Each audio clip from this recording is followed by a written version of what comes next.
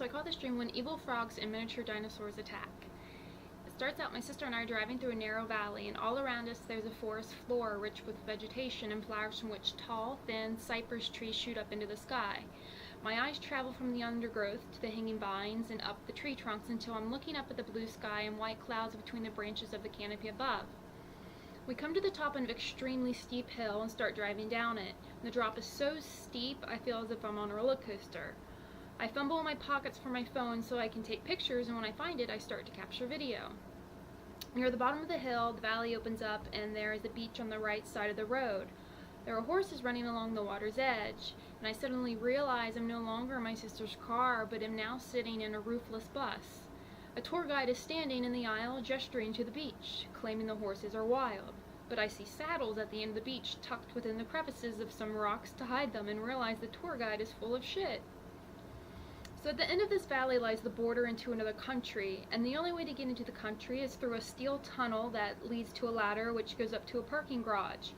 My sister and I are illegal immigrants and rush through the tunnel. I make it up the ladder, but my sister gets captured. I turn to go back for her, and a border patrolman blocks my path. I kick him repeatedly in the stomach until he falls backward down the ladder.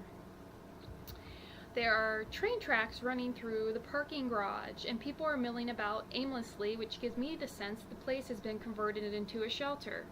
I gain the knowledge that you can't go outside because if you do, you will be infected. It isn't quite clear what this infection is, but I have zombie vibes crawling along my skin, and seeing as I dream of zombies all the damn time, there's a good chance it's zombies. I see a few people whose mouths are turning green. It spreads around their lips like they just drank green fruit punch.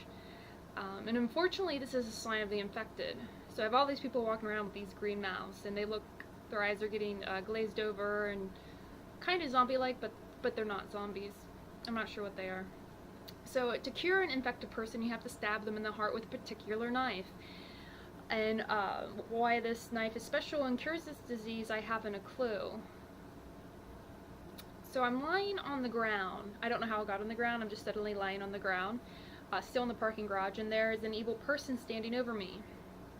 He is possibly a demon because he looks real fucking evil with gray skin and glowing eyes. And he's holding one of the knives over my chest, but he isn't holding it over my heart where it should be to cure me. He has purposefully positioned it above the other side of my chest, for he doesn't want to save me, and if he stabs me, I'll die. Luckily, I have super mind powers, and I stare up at him, squinting my eyes as I concentrate to control his body. He goes all wide-eyed because he can't believe that my powers are affecting him, and he stumbles backward as I sit up off the ground. So next, I'm sitting at a bar, drinking with a friend while my family sits at a nearby table. I stand up and one of them warns me about frogs. I'm not sure who says this, but I do remember someone saying, "Be careful running barefoot, there are frogs in the water." And I laugh at this because it sounds pretty ridiculous, but then I look down and all over the ground are puddles, and hopping in and around the water are frogs with beady red eyes.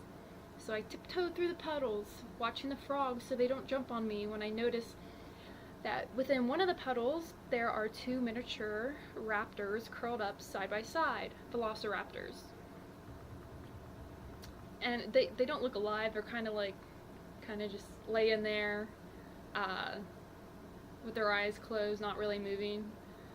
And there's actually many miniature dinosaurs within the puddles all around my feet. And I see a stegosaurus coming to life.